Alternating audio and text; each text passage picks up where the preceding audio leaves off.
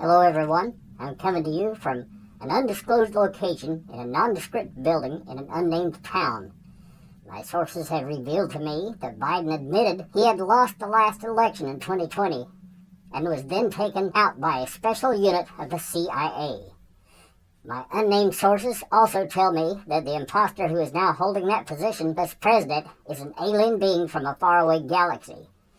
This explains why you keep seeing UFOs and the news refuses to talk about it. Also, it is revealed that before the end of the year, the acting president will resign after revealing Kamala Harris's close ties with the Chinese Communist Party. Also, the entire cabinet will be compelled to resign in shame. This was brought out earlier this year by prophets and swamis from different religions, so you know you can count on it, and you know very well it is true. It was also revealed through the same unnamed source that every province in the western part of Canada, as well as Mexico's Baja California Peninsula, seceded secretly from the federal governments and have secretly become the 51st through 55th state. In a secret location owned by the U.S. Air Force, aliens have been taking on the personages of key people in our government. At a point yet to be determined, but by year's end, Vladimir Putin and Vladimir Zelensky will reveal that the whole war was just a great hoax that they perpetrated on the people of the world as a joke. They had been planning this for years. Xi Jinping and Kim Jong-un were in on the joke, and the only one not in on it was the leader of Iran. America, there's a thing that you need to understand.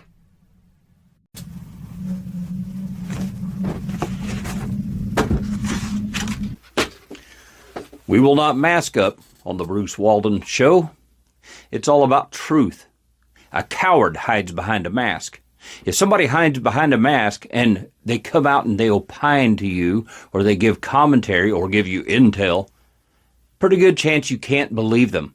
That's a coward that hides behind a mask. We will not cower here. We will fortify ourselves with the First Amendment to the U.S. Constitution and let the chips fall where they may. You don't like what we got to say, then turn us off or prove me wrong. Welcome to our show.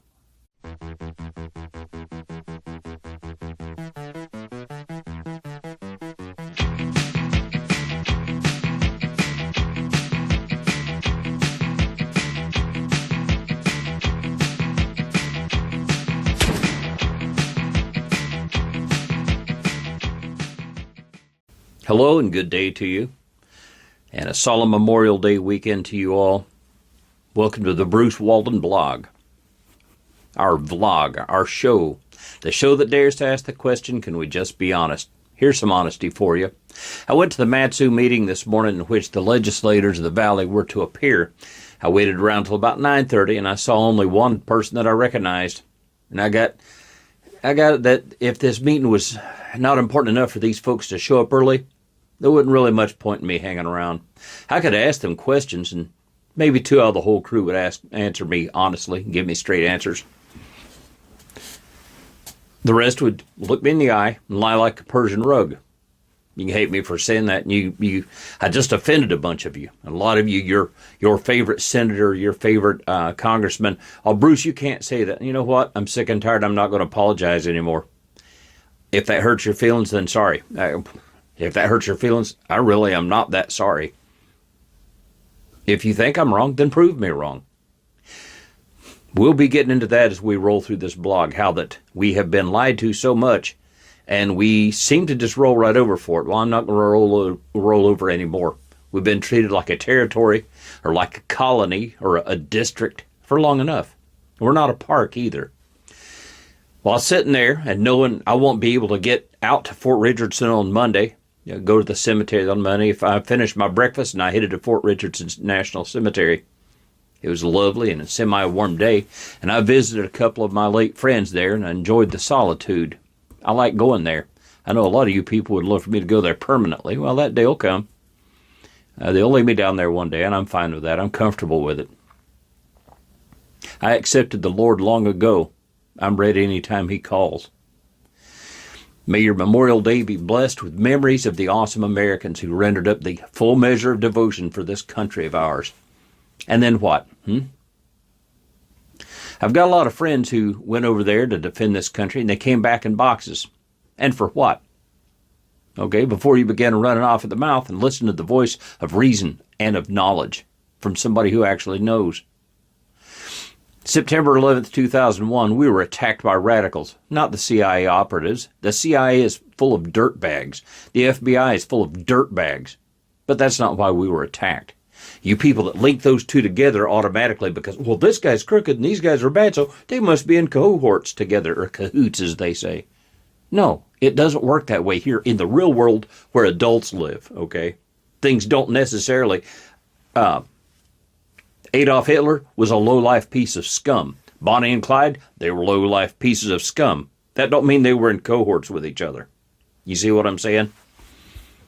The CIA, yeah, they got bad radicals and stuff like that. And there are radicals that hate us simply because we're not Muslim. And these aren't necessarily CIA or anything else. They're just people who happen to be Muslim. There are a lot of Muslims out there that are hating me, and they're calling for me to be killed for saying that. I don't care. Better than you have tried and failed. But I'll just say it this way. I have Muslim friends. I was once engaged to a Muslim lady. She later found the Lord. Some of my interpreters, as I've talked about before, they later found the Lord too. Amazing when people are exposed to the truth what happens. But there are people who hate you simply because you're not Muslim, and they attacked this country. That's not even what this blog's about today, but I felt compelled to talk about it a little bit. They hate other Muslims who are not living under the strictest codes of Sharia law. Did you know that Muslims, the ones that aren't radicals, and if you're a true Muslim and you truly read the Quran, eventually you'll probably become radicalized. But the ones who are out there on the fringe and are kind of like, they're like, well, I'm not into this killing everybody routine. Those folks, they celebrate Christmas. The lady that I used to be engaged to, she had 2 kids. They put up a Christmas tree every year and they celebrated Christmas because they saw Jesus as a great prophet. Now, we know he's a lot more than that, but at least they honored him that much. And they honored the prophets from the Bible. They honored Moses. Do you know the Quran actually says that the land of Israel as we know it today, it don't say it that way, but it says it belongs to the Jews? And you still have these nut jobs out there trying to run the Jews out of the Holy Land? Kind of goes against their own book, huh? But most of them haven't read it anyway because they can't read. Did you know that Jonah, the prophet Jonah, is held in very high esteem in Islam? But when I lived in Mosul, where Jonah was buried, my understanding is that the radicals destroyed his tomb. How about that? How about this one, Bruce? There were no WMDs in Iraq. Oh, you sure? Don't you remember? Can you think for just a couple of seconds and remember that during the Iran-Iraq war, we sold chemical weapons to Saddam Hussein to kill the Iranians. We know they had chemical weapons. We sold them to him. When I was over there, we had people that would come to us all the time, saying, hey, I'll take you and show you where they've buried these munitions. And the Army never took them up on their offer. Not one time that I can remember. They were working on chemical bombs of their own. They just were, whether you want to believe it or not. I was there, were you? Yeah, I was a private in the infantry. Come over here where the big boys play, and I'll show you. Okay? But that goes back to the mindset of the masked man at the first of this video. A lot of you out there, you see the QAnon or whoever it is, the guy that wears the mask, and he comes on there and his voice is distorted, and you're like, yeah, man, he's telling me the truth, man. That's the way that the left does. They put you a big lie, and they put a kernel of truth in it, or they give you a whole lot of truth and put the kernel of a lie in it, and you snap it up just like a fish going for that bait. Prove me wrong. You fall for it every time, America, Alaska. And when someone who actually knows what they're talking about explains it to you, your response is, well, my source, and an old high school friend of mine that, he washed out of the Navy after a couple of years, but he's my true source. He knows what, again, as Mother Teresa said, and no, I'm not Catholic, but she once said, when you come to people like that they're that ignorant, you just have to forgive them and go on. So we do. And by ignorant, I don't mean stupid. I mean, you got the people that are so unlearned that you can't explain to them how unlearned that they really are. That's like trying to explain to Columbus how a rocket takes you to the moon and back. You just can't do it. I'm not trying to be mean. I'm just being honest. So enough about that. This is Memorial Day weekend, and I thought some of those things needed to be brought up. First, I hope you'll like, share, and subscribe. Tell your folks about this vlog and pass it on. You have my blessing to copy it and paste it into your Facebook or any other page that you're on. We'll be going into the other sites soon, but we're trying to establish ourselves here. We're getting a little bit better at the editing. We're not perfect, but it don't have to be perfect to get the truth out. But today we're going to be talking about infrastructure here in the state of Alaska. I was going to say Alaska's failed infrastructure, but honestly, it hasn't failed so much as it was never developed in the first place. In 1955, President Eisenhower said, you know what? The Nazis had a good road system. We need one like that. We need to be able to move our military from one coast to the other, and quickly. And the high-speed, mostly four-lane divided interstate highway system was born in 1955, if memory serves. And as I recall, it ended, they said this is the last slab of concrete in 1975. Now, they continue to improve on it, but that was a whopping 20 years. I remember when I was a kid, we lived in Kokomo, Indiana, and we'd go down to Missouri, or to Indiana, or to Tennessee, rather, and you'd take the bypass, as they call it, bypass 31. You'd go to Indianapolis and go right down Meridian Street, right through town. And you'd go down there, and then you'd take, I believe, the Louisville Highway, and then the Corbin Highway, and then the Jellicoe Highway, and eventually wind up in Habersham and La Follette, Tennessee. Well, we kind of still do that up here. We have numbers for our roads, as all my fellow Alaskans know, but we call them by their names. But it wasn't until they really completed the interstate highway system through the Midwest that we started calling them Highway 31 and Highway 70 and so forth, and 65 and all that. We've got right over here, about 2 blocks away from me, from the Bogard Road over to the Palmer-Wasilla Highway, there's a one city block road that they built, and it took them all last summer to build it. And they never even got the lines painted. It's still blocked off on both ends. They'll probably wait just long enough. I'm thinking that maybe the president of the Left-Handed Line Painters Union didn't get paid off yet. So that little street still says blocked off, and it's needed. What say you, Alaska? Matsu, Palmer, what say you? Alaska, as usual, you've been lied to again. Okay, dig this. Alaska lies just off the coast from Russia. China lies just beyond the horizon. After my preaching it for 25 years, suddenly the powers that be are starting to talk about the fact that China really is the big enemy. I've been saying it since 1998 at least, if not more. At least, if not earlier. A couple of years ago, 4 or 5 now, when the left started screaming about Donald Trump's so-called Russian collusion, I said it then. I said, this is designed to get us into another Cold War. That's all this is about. Russia is not our enemy. Putin is the enemy. He's an enemy of his own people. Look at Biden. He's the enemy of our people, for crying out loud. But they were doing that to get us into another Cold War. Why? Because war's big biz, boy, let me tell you. It makes money. It's so despicable it makes me want to puke.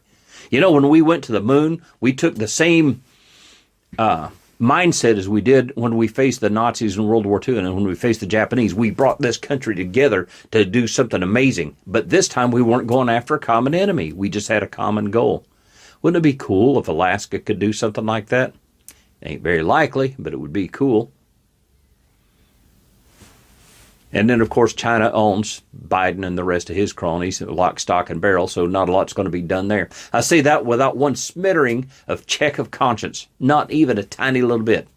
Be all that as it may, what's lacking big time in Alaska? Roads, highways, and such. The problem in Alaska is, or the problems are, muskeg, frost heaves, distance. Now, the distance is with little civilization in between. Earthquakes, and a fragile environment, true. Not as fragile as they want you to think, but like I said, I'm a conservationist. I'm not a environmentalist. I do want us to take care of our home. We want to be good stewards. The Lord expects us to be. But he also expected us to subdue the world. He said that. Now, we're going to take a quick break for just a moment. Speaking of conservationists, and we have found a audio recording from Teddy Roosevelt from back in the early part of the last century, and hope that you'll listen to it. John Naidell, this goes to you, Holmes.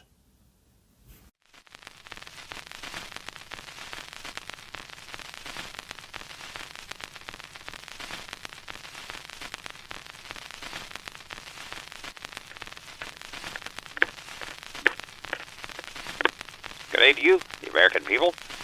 Great to talk to you from Saginaw Hill, right here in New York.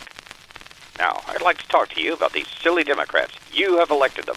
You must not allow this to happen again. I'm talking to you, America. Are you listening to what I'm saying?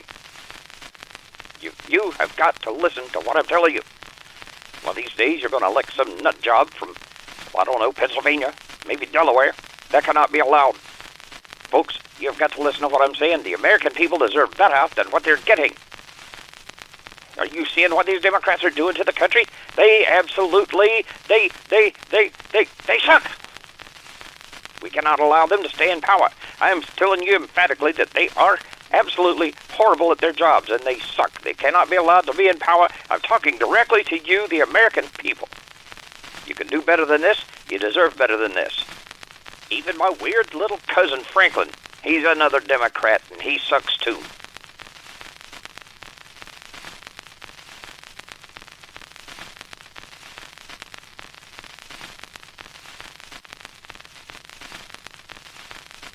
Mr. Editor, did you include the part in the article that I wrote about how much the Democrats suck? I think they really suck, and that must be brought out emphatically in this article. Do you agree with me? Why, yes, sir. I believe that we left that in there several times. Yes, indeed. Bully. You probably noticed me leaning in that last little bit. I felt like my camera wasn't exactly centered, and that makes me feel off center. Okay, so get this. August 1959, issue of Alaska Sportsman. We were a brand new state. Check out these pictures. We're only 7 months old. There's a picture of Ernest Greening showing the roads that were in existence at that time. Note that. Check it out. Copper River road did not exist. The Parks Highway didn't exist. Both were later built. The road, the Copper River Road, pretty much became toast after the 1964 earthquake. In fact, they just got around to kind of repairing the $1 Million Bridge not too long ago. I think you can now drive across it. And for those outside of Alaska, it was a railroad bridge originally, and now it's an automobile road, and you can actually drive, but it's a one-lane road. That's some things that could probably be improved upon. That's not even what we're talking about today, but that needs to be done. The parks was built and is still under constant construction, and that's cool. I don't mind the construction if they're actually getting something done. You see in this picture here, he talks about, or he shows he wanted a road to Dillingham. So many others in the picture. They're in picture number 2. You'll see that there was supposed to be a road to go to Juneau. There's one supposed to go to Nome. I'm glad they never built the one to Juneau. I want that place to not be the capital anymore. But so many were never built. One wonders why. Well, it's frankly because we're not taken seriously as a state. I'll quote someone who may surprise you. Anybody ever hear the name Malcolm X? He once said to his followers, "We're not asking for equality, we assume equality." And I always thought, what if Alaska took that mindset, took that attitude, and just told the federal government, we're a state, we're not a park, we're not a colony, we're not a district, we're not a territory, we're a state. Now you're going to start treating us like a state. If we had some statesmen here with guts, if we had some senators with guts that would just stand up to the federal government and say, yeah, we're not going to play this game anymore. Oh my. The defense of this nation begins right here. And the ability to move troops and goods around without fail is kind of important. Now, we do have our finger on the trigger of the anti-ballistic missile launch system that we have up here. And that makes me feel really safe as an Alaskan. When you see those hypersonic missiles that the Russians tried to fire up the Ukrainians with, and the Ukrainians are using our Patriots, knock down 9 out of 10, that makes me feel pretty safe. Because if we're giving that stuff to them, you can bet we probably got something better here. We got something that can reach a lot farther out than a Patriot. Oh, so here's what we require. Not ask, require. I wish we had senators and a governor with the guts to go to, well, if we had a president, and go to them and say, this is what we require as a state to be able to defend not just our state, but North America, for crying out loud. First, we need to be able to take care of our people, make sure they get the food and the services they need. And we need to be able to move troops around dependably if we need to move them around. We need to widen the Glen Highway to 8 lanes from Anchorage all the way to North Peters Creek. That's 23 miles. The municipality will continue to grow as the new troops move in and as industry grows, assuming it ever does. But the people will continue to move in.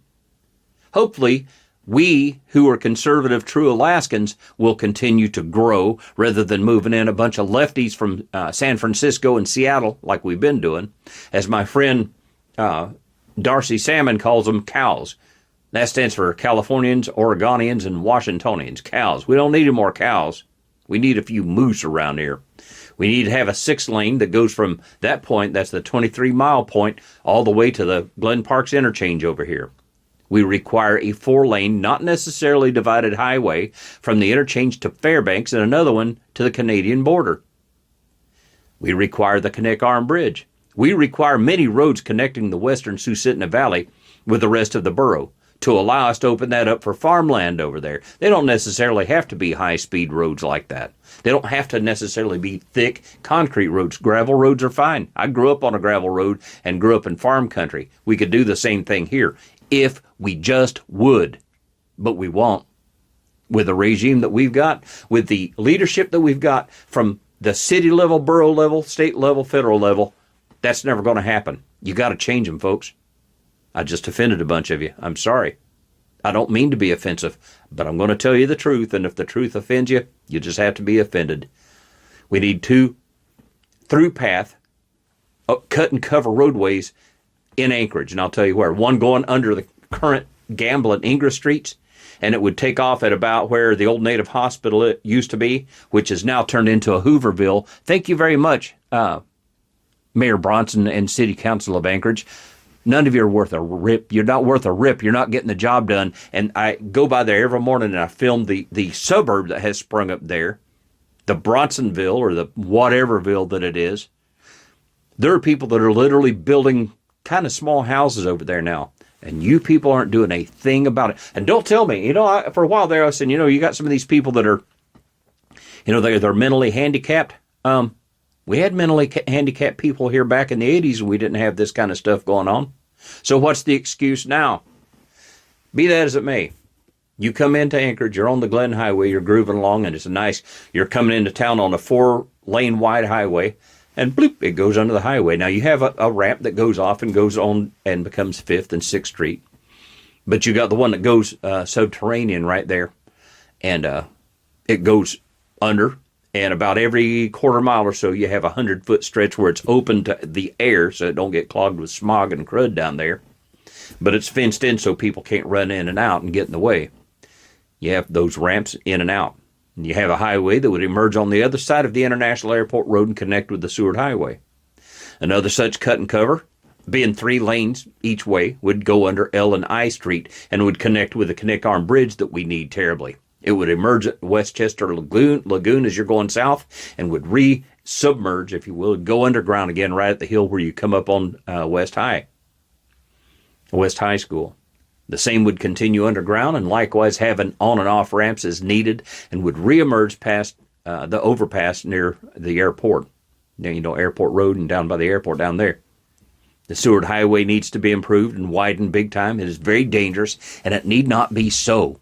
It must be 4 lanes, and again, not necessarily divided. The interchange and the interchange at mile 37, as you're approaching Seward, and you take off and make that right going to Homer and Seward and all that, that needs to be a 4 lane too, folks. The highway between the Glen Parks interchange and Fairbanks should also be such a highway. Not necessarily a divided highway. You don't really need that. When you've got cities that are 20 and 30 miles apart, you can have the road just one big, like a 4 lane road. And as you come into a town where you have to divide it, you can do that. but it need not be that way the whole way. A highway, 4-lane non-divided, or FLND, from Anchorage to Nome is needed. One from Fairbanks to Nome is needed, and one connecting the two somewhere in the Ruby-McGrath area to allow traffic to bypass migratory herds, that's kind of needed too. The FLND to Dillingham, the causeway to the Kenai, has been dreamt of since statehood and was dealt a death blow, but that need not be so either. Such a causeway could be and should be built simply by pushing in rocks from the construction of the FLND Seward Highway into the Turnagain. Gaps to allow migrating sea mammals must be allowed. Of course, we want the whales that I've seen belugas out there. I don't want that to ever change, man. I want to always be able to see them. But if you did that gradually, they would be used to it. They would go around it, and they would go to their calving grounds or whatever they do up there and frolic around, and we love them. Also, you could generate electricity off of big, gigantic turbines that would turn as the second fastest tide in the world, I believe, going in and out of the Turnagain Arm, comes through there. For most of the day, those things would be spinning, and they'd churn out enough electricity to electrify South Central. That's including the Kenai, that's including Anchorage and the Mat-Su. What do you think? What, such a highway could pay for itself eventually. A bypass or cut and cover around Nikiski would probably be in order, because those folks down there probably wouldn't be so keen on a highway coming right through their town, and I don't blame them. That's a beautiful area. But there's a whole lot of area for you to put something way away from Nikiski where they wouldn't even hear it. Now, I'll be very frank here. The Road Construction Union has the state hogtied, or so it seems to me. We pay a mint for very shoddy construction, and don't fool yourself. Our roadways are made to fall apart, to keep these guys in work for years. Road falls apart, they resurface it, and then they just go on with life, and they come back every 2 or 3 years, do the same thing. Two things we have to work systematically, or the few roads we require wouldn't be built if we had the money in hand to do it this very moment.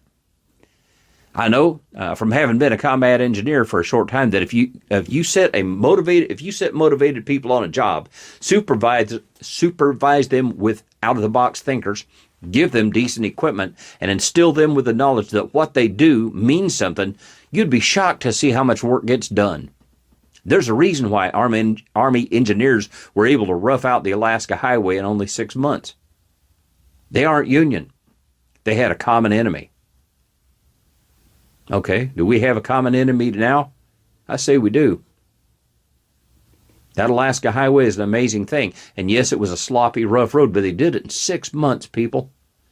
Nowadays, we can't even finish a one block slab of concrete in a whole summer.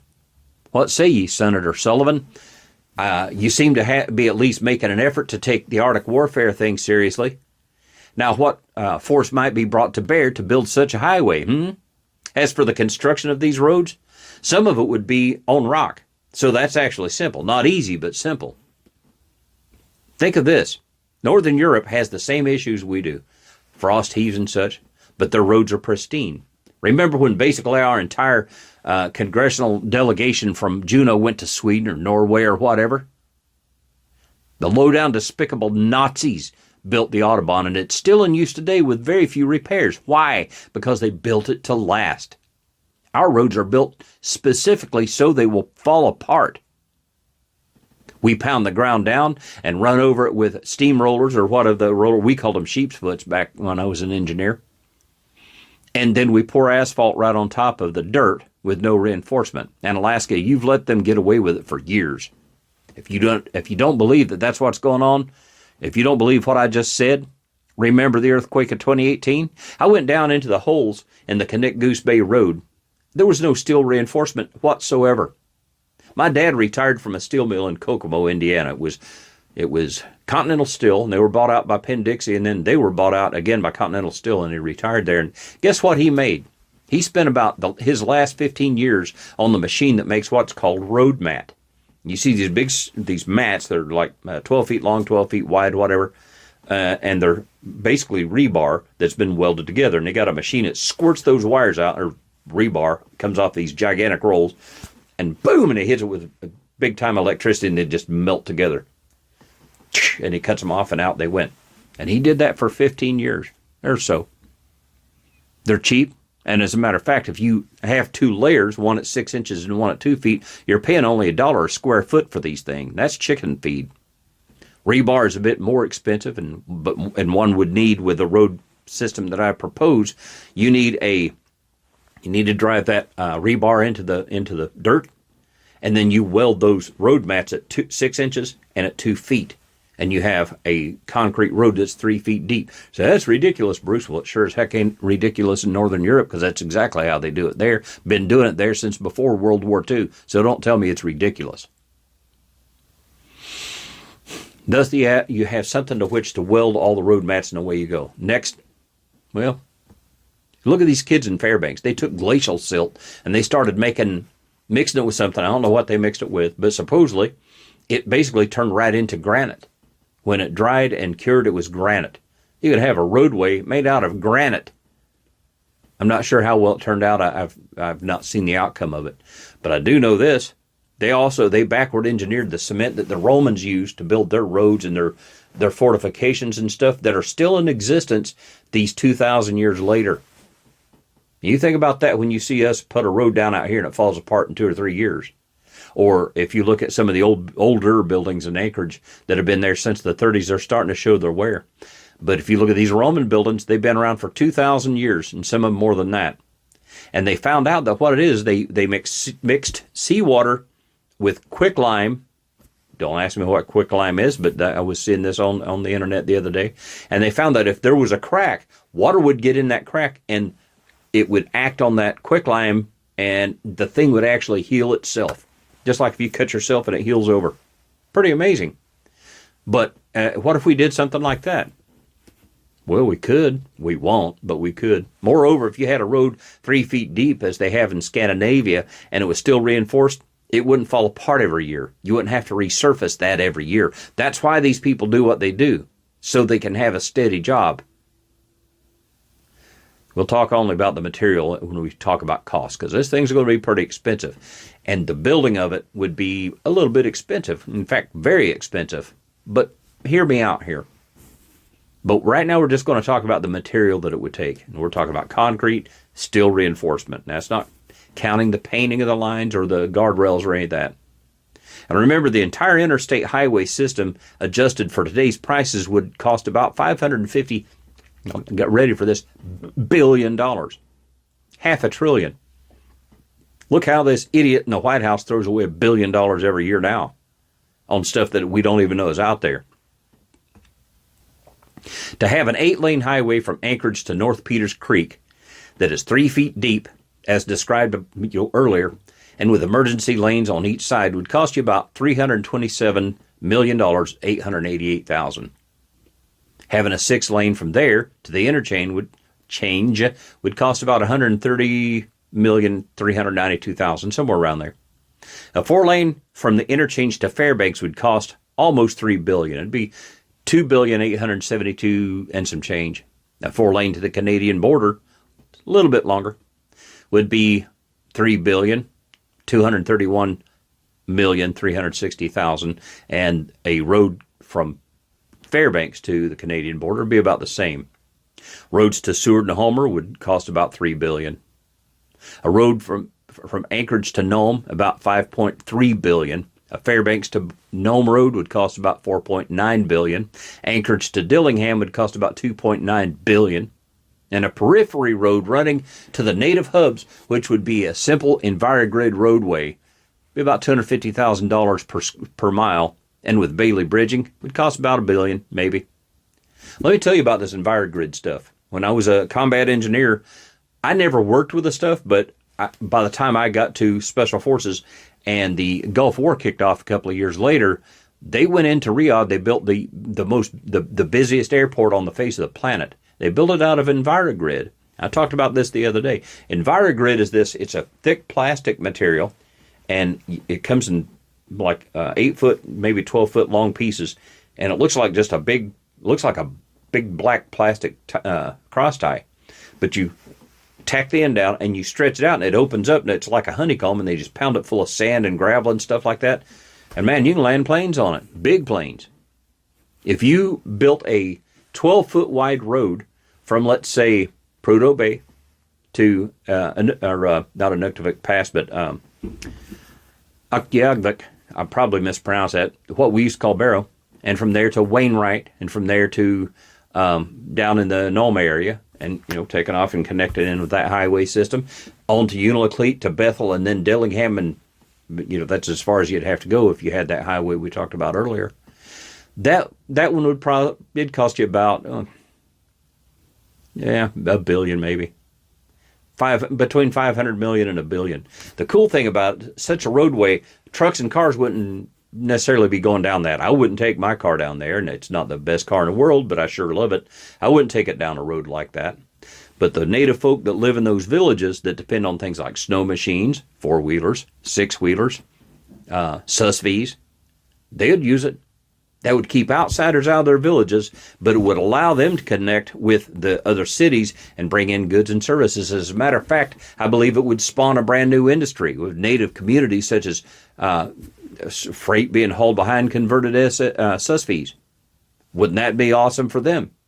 When you go to some of these places and it's $18 for a gallon of milk, what if you could bring milk in dependably, always, regardless of the weather? You've always got the milk coming in, and you're selling it to them for the same price as we sell it for around here. You think that might do them some good? It would allow the native communities to stay native. It would allow the little villages around the hub cities like Bethel, and then you got Russian Mission and stuff like that. You could have, if they, as they wanted, they could come in on those same roads. Bridges and other incidentals would cost some money, including the new capital we so desperately need. You're running in the neighborhood of $30 billion at this time. This country can't afford that, Bruce. Again, I find that very odd, as we can sure send $200 billion to Ukraine. We can spend hundreds of billions on illegals flooding our country. We can leave $85 billion worth of high-end military gear in Afghanistan. But we just can't afford to treat Alaska like a state. Odd about that, huh? So who's going to build all of these, Bruce? Well, there are many ways to do it. I suspect that you can find some young folks out here who actually care about their state's future, who'd you'd have them, and yes, they are out there. I've met them. We look down on this new generation as being lazy and no account, and there are plenty of lazy and no accounts there. Guess what? There were plenty of lazy no accounts in my generation, too. It's just that this generation has been allowed to get away with it. Boy, I tell you. I won't go into that. But like I said the other day, if you look at Generation Z, yeah, you got some little scum bums in there. But boy, let me tell you, that you've got some really good people in there, too. And I'm hearing from these young folks, and it's so encouraging to me, when they justify what I've been saying all along. I've been saying, your generation's going to get it right. Don't disappoint me. And they're not disappointing me, man. Yeah, you're going to have those that are lazy turds that'll never get off the rear end and do anything, but you got some out here hustling, buddy. Let me tell you. My sons and my daughters are some of the workingest people that I know, and they're in that generation.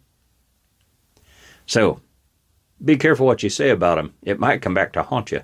And I remember that as I get further away from Pampers and closer to Depends. This is the generation that I need to be looking at.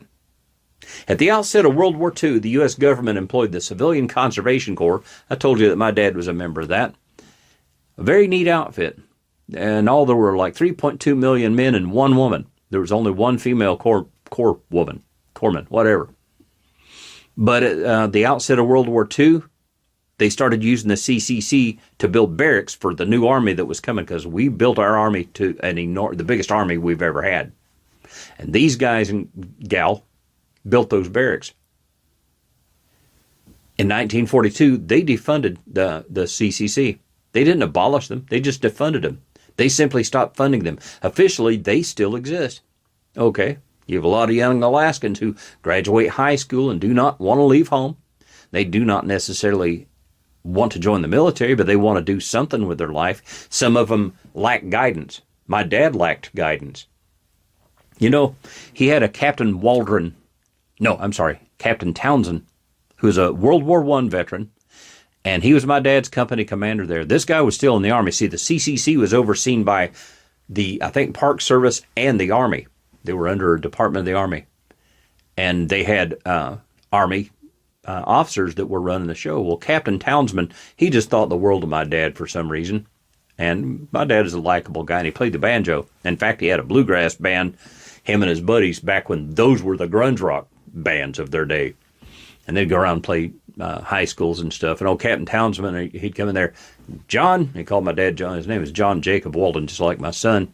Hey, get that banjo and play me a tune. He'd come into a captain was drunk. But he thought the world of my dad. He begged him. When Dad mustered out in 1937, he said, John, I'm begging you, man.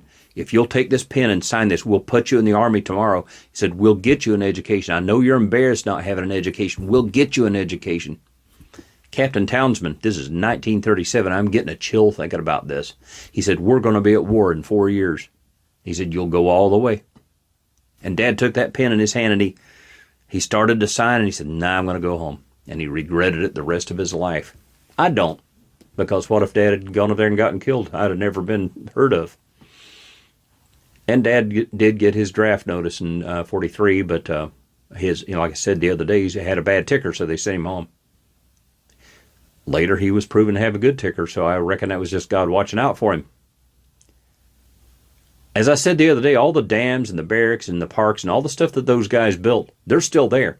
They're still there standing as a silent monument, in some cases not all that silent, to the men who built them. I suspect that our young people would be thrilled to know that they could contribute to something like that they could tell their great-grandkids when they're ancient, I built that road. That road right there, my initials are still in that road right there. Look at that. Because we built these things to last. And these roads would stand the test of time. They'd stand storms and earthquakes. But Alaska, you're going to have to change your mind. You're going to have to begin demanding better from your government. You're going to have to replace the ones in charge now. If you do not, you can expect our roads and our infrastructure to continue to crumble. Is this what you want? Some of you do.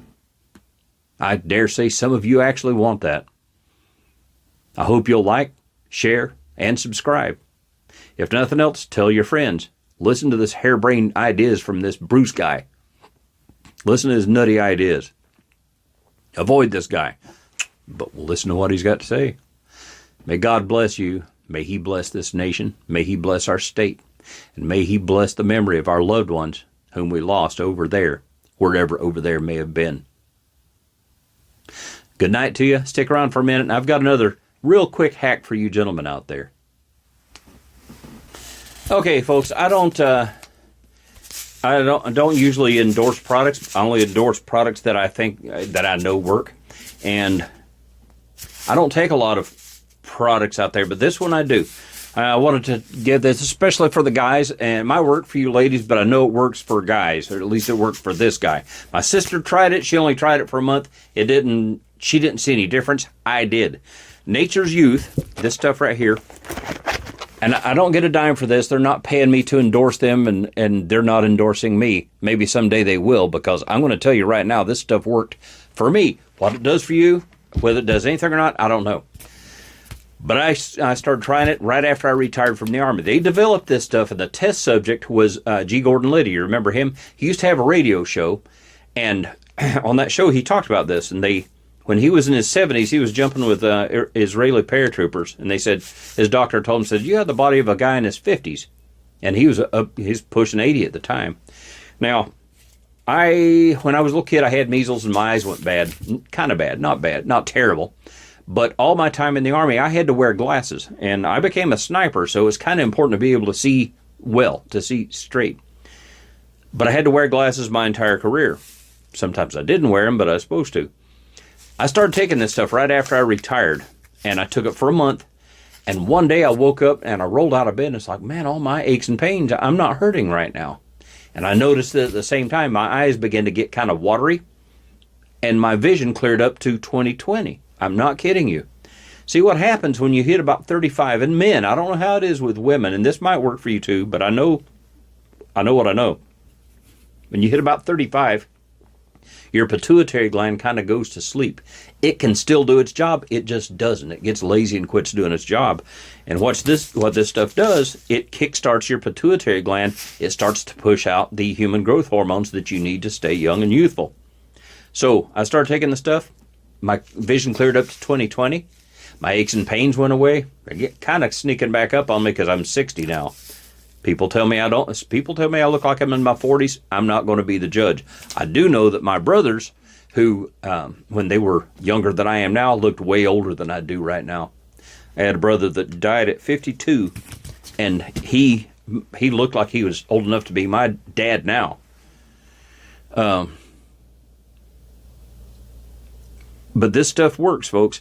I recommend it. You take it 5 days a week, and you take it on an empty stomach. And what I do is I take it Monday through Friday, and then on the Saturday and Sunday I don't take it, and I take it on an empty stomach. So I take it right before I go to bed. But it works for me. Give it a try. You can find it on eBay. You can probably find their own company's website, but I always just buy mine off of eBay. It's about $25 a month, somewhere around there, and it's less the more you buy it. Anyway, again, I don't get paid for that, but I hope it'll do you some good. God bless you, and may God bless this great country of ours.